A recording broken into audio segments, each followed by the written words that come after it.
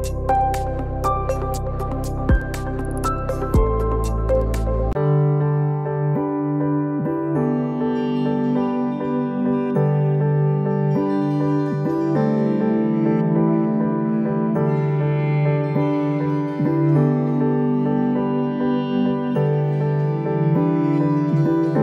Helenka, milá Silvia, milá moja pani zástupkyňa, vážení hostia, srdečne vás vítam na pôde základnej školy Semerovo. Veľmi pekne ďakujeme, že ste prijali naše pozvanie a že ste prišli k nám do Semerova do školy, aby sme dnes spolu prežili inšpiratívny, krásny, slnečný deň. Naša základná škola vstúpila od septembra 2024 do kurikulárnej reformy. To znamená, že učíme v prvom ročníku po novom. Na vstup do reformy sme sa celý minulý školský rok pripravovali. Mali sme úzkú spoluprácu s regionálnym centrom podpory učiteľov a stretávali sme sa na rôznych workshopoch, na vzdelávaniach, školeniach. Mali sme z regionálneho centra podpory učiteľov mentorov a takisto sme boli s pani zástupkyňou a s našou supervízorkou sme boli súčasťou klubu riaditeľov, ktorý má taký zaujímavý názov, že Výstup na horu KR, čiže kurikulárnej reformy 2026. V rámci tohoto klubu riaditeľov sme sa pravidelne stretávali každý mesiac s riaditeľmi, s pani riaditeľkami, s pánmi riaditeľmi, ktorí sa teda na kurikulárnu reformu pripravujú a tam sme vlastne zdieľali svoje názory, svoje pocity, prípravy na tento vstup. Momentálne tento klub riaditeľov prebieha nielen na regionálnom centre podpory učiteľa v Nových Zámkoch, ale sa vlastne stretávame aj takto jednotlivo na jednotlivých školách. A 6. marca sme klub riaditeľov privítali v našej základnej škole. Ja som veľmi vďačná mojim kolegom, že rovnako navnímali a zazdielali môj pocit, že treba reformu a treba zmenu. A tak sme potom vlastne od septembra roku 2023 začali prípravu na kurikulárnu reformu.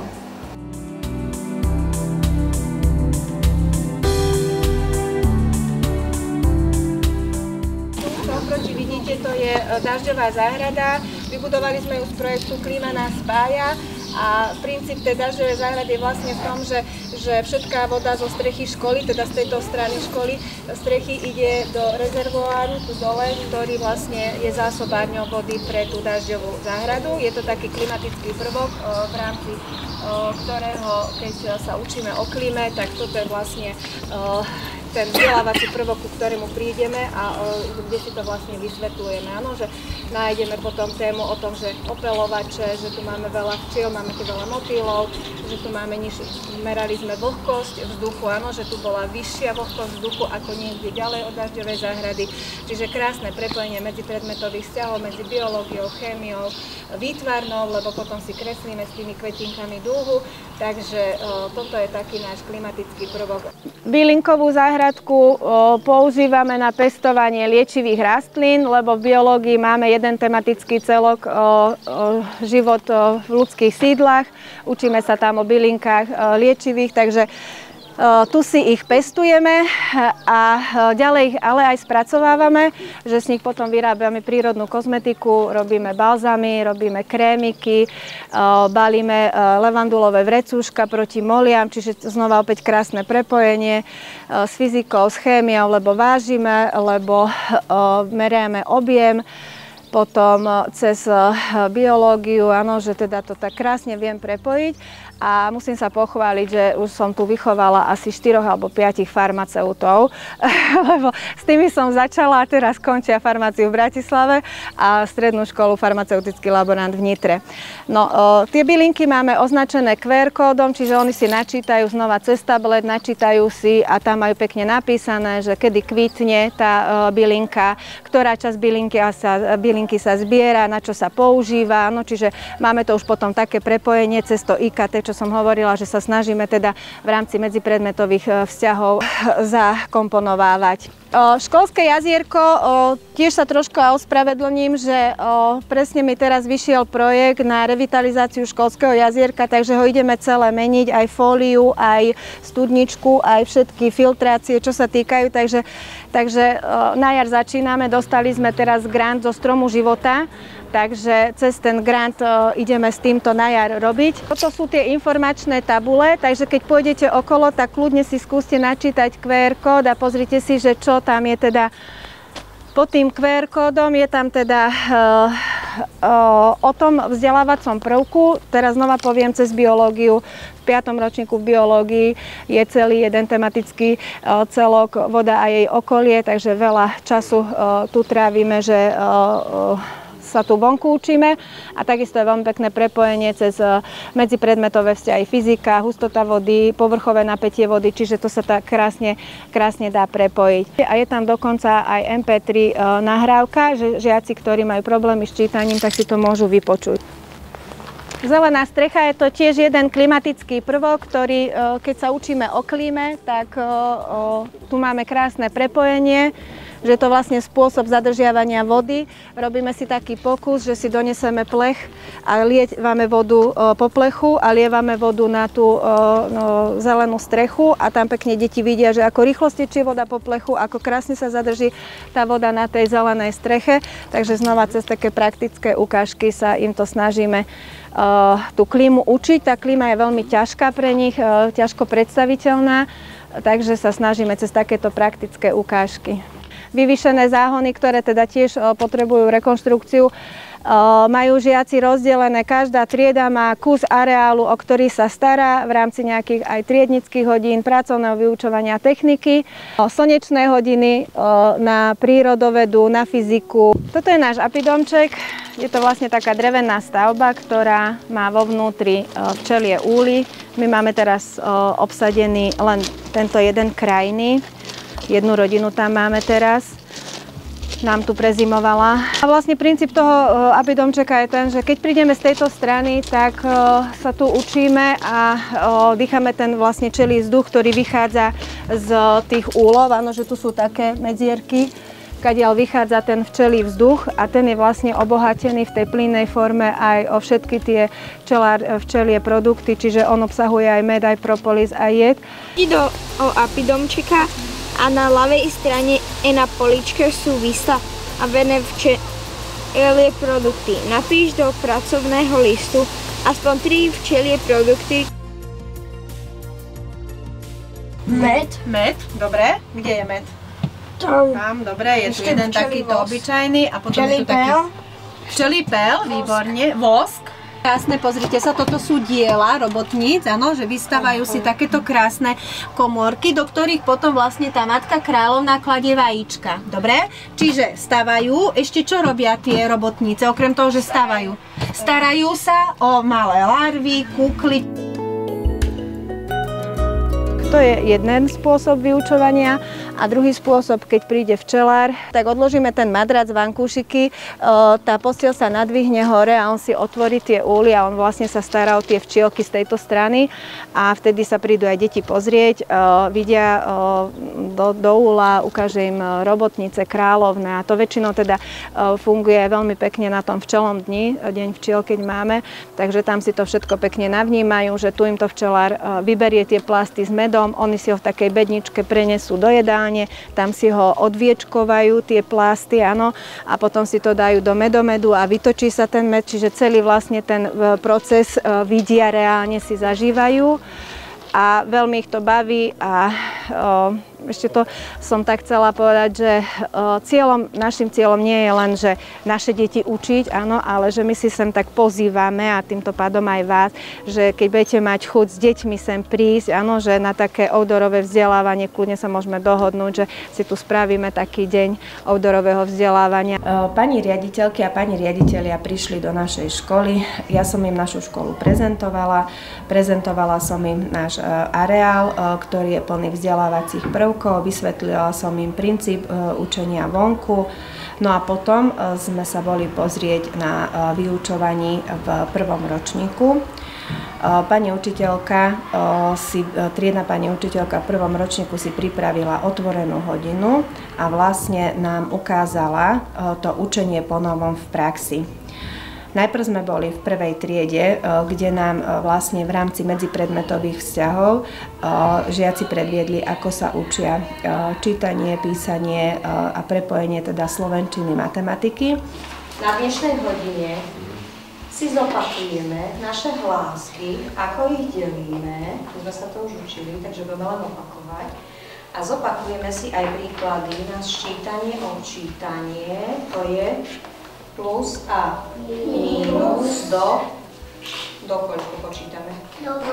Do 10. A aké je ročné obdobie, keď nosíme ešte čiapku a vetrovky? Zima. A aké príde obdobie potom? Jar. Čo sa bude diať vonku? Čo sa deje pri teplo bude? Kvety, Pauli? Bude pekné slniečko. A ešte čo sa zobúdza? Kto? Zvieratka. Ktoré zvieratko v zime spalo? Medveď. Medveď, Pavli? Ježko. Ježko. Včielky. Aj včielky. A keď sa zobudia, aké sú tie zvieratka? Hladné. A čo potom idú robiť, Maťko? Hľadať mäso a potravu. Hľadať potravu. A čo by také zvieratko mohlo papať? Mäso. Aj mäsko, ale... Lesné plody. A aké sú lesné plody? Čučorietka, malina a jahody. Hríbiky, presne tak. Zahráme sa na hladné zvieratka. Máme tu dva košíky. A delíme hlásky na samohlásky, spoluhlásky. Prečo im hovoríme samohlásky? Idú samé spusy. Samé spusy idú a spoluhlásky? Lebo spolupracuje jazyk, pery a zuby. Zoberieš si jeden hríbik, prečítaš si písmeno, pekne si ho povieš a dáš do košíka. Samohlásky, spoluhlásky.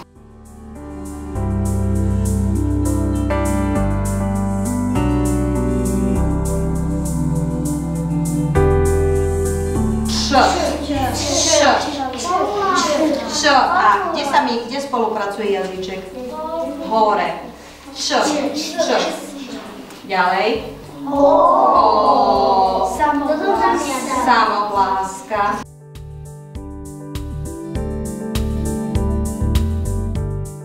Vypočítaš príklad, zapíšeš si výsledok a podľa farby okienka a výsledku ideš si napísať písmeno.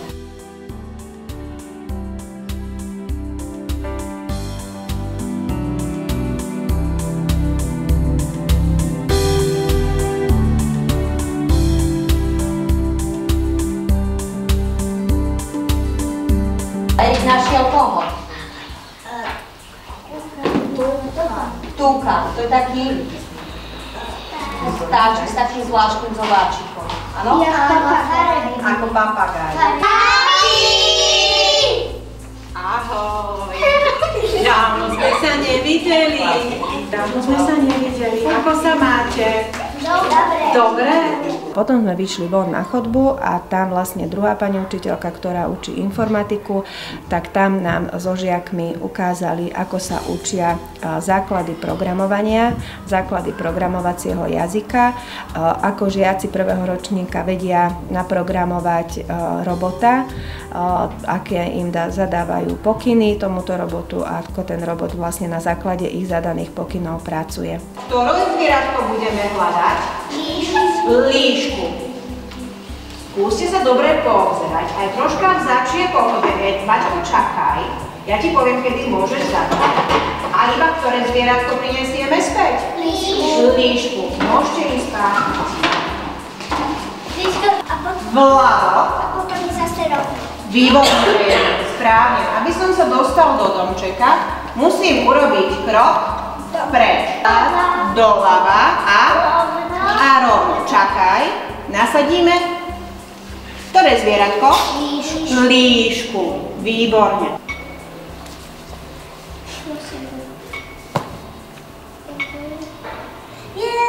Výborne. Dobre sme naplánovali trasu? Podarilo sa nám vrátiť knížku späť do lesa? Áno, výborne, môžeme tam dať knížku a ja si poprosím výbor. V rámci prípravy na kurikulárnu reformu sme v spolupráci s Regionálnym centrom podpory učiteľov pracovali na takom programe, ktorý sa nazýva, že 7 krokov v zborovni. Tých 7 krokov zborovní znamenalo, že v spolupráci s centrom sme si najprv stanovili víziu školy, hodnoty školy, ciele školy a začali sme pracovať na školskom vzdelávacom programe. Spolupracujeme aj s NIVAMom a vďaka teda tejto spolupráci všetci pedagogické a odborní zamestnanci školy absolvovali inovačné vzdelávanie s názvom Škola pre 21. storočie, s názvom, teda s takým podnázvom Tvorba školského vzdelávacieho programu. Čiže to, čo sme prakticky robili, sme si vlastne doplňali teoretickými vedomosťami z tohoto inovačného vzdelávania.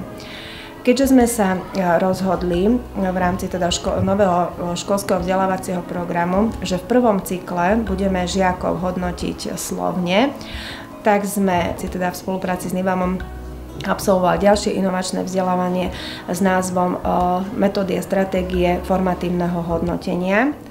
No a v rámci teda prípravy na kurikulárnu reformu sme absolvovali aj príklady dobrej praxe, čiže sme navštívili školy, kde už učia po novom. Bola to základná škola Brehy, kde sme vlastne celý kolektív, aj prvý stupeň, aj druhý stupeň vycestovali do tejto základnej školy a tam sme si vlastne to učenie po novom, tie inovatívne metódy a formy, ktoré oni už mali zavedené, tak tam sme si ich navnímali, lebo sme vlastne toho názoru, že lepšie je jedenkrát vidieť, ako 100-krát počuť. V prvom ročníku sme zaviedli predmet anglický jazyk a informatika, ktoré sme doteraz mali až od 3. ročníka. Ďalej zavádzame inovatívne metódy a formy práce so žiakmi. Ďalej sme zaviedli ranné kruhy, blokové vyučovanie, ako som spomínala, aj slovné hodnotenie. A snažíme sa výchovno-vzdelávací proces viesť cez zážitkové učenie, cez objavovanie a bádanie, kde učiteľ nie je len poskytovateľom informácií, ale je takým mentorom aktívneho učenia žiakov. Takže kurikulárna reforma, do ktorej vstúpila aj základná škola Semerovo, je špecifická najmä v tom, že oproti tým iným je rozšírená o veľkú podporu školám, pretože jej základom je zmena takého povedomia alebo prístupu k učeniu ako takému, odklon od obsahu a vlastne prechod na budovanie zručností a schopností žiakov. A v tejto súvislosti sme aj my nadviazali spoluprácu práve s základnou školou aj v Semerove, pretože sme súčasťou tejto pomoci.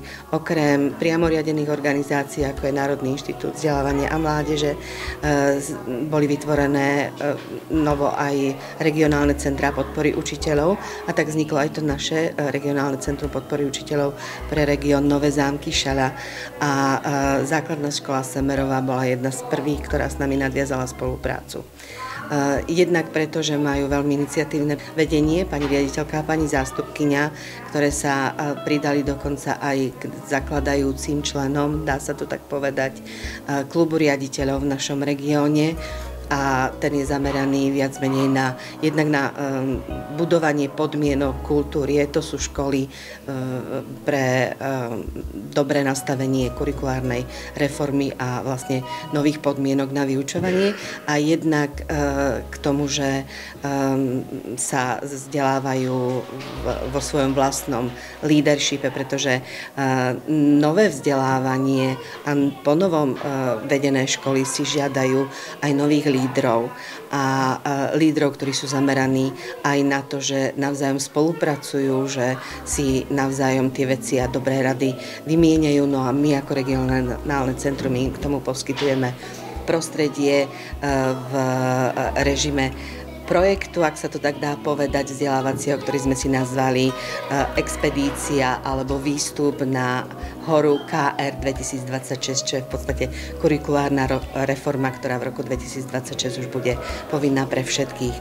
V základnej škole Semerovo je pedagogický zbor, ktorý je neskutočne otvorený, nadšený a všetky tie kroky, ktoré sme s nimi už v prípravnom roku pred nástupom do reformy robili, boli neskutočne kreatívne, obohacujúce aj pre nich a pre školu, ale aj pre nás, pretože asi len v takom prostredí sa naozaj dá to povedomie a ten postoj k učeniu detí ponovom. Je ťažké to povedať, že ponovom, ale v podstate učeniu detí, ktoré naozaj deti zatiahne do aktivít, ktoré im umožnia sa dostať do stavu hlbokého učenia. Že to nie je len po povrchu, že to nie je len od písomky k písomke, ale že naozaj bádajú, objavujú vlastným telom, vlastnými zmyslami a tak sa teda naučia veci, ktoré u nich zostanú hlboko ukotvené a to sa práve v tejto škole deje. My tu pôsobíme ako mentorky pani učiteľkám, ktoré nám dnes ukázali svoju otvorenú hodinu, alebo teda otvorený blok vyučovacích predmetov. No rozhodne je to ukážka presne toho, na čom táto škola pracuje a rastie. Je to ukážka toho, že deti sa cítia pri vyučovaní slobodne, že sú vypočuté, že majú možnosť učiť sa v pohybe, nie sú viazané na jedno miesto, nie sú viazané len príkazmi a zákazmi, čiže cítia sa tu slobodne a asi o tom svedčí aj motto, ktoré si zbor učiteľský tejto školy vytvoril, a to je, že učíme škola, kde sa učí s radosťou. A tú radosť tu je cítiť. Myslím si, že s týmto pocitom odídu aj kolegovia riaditelia.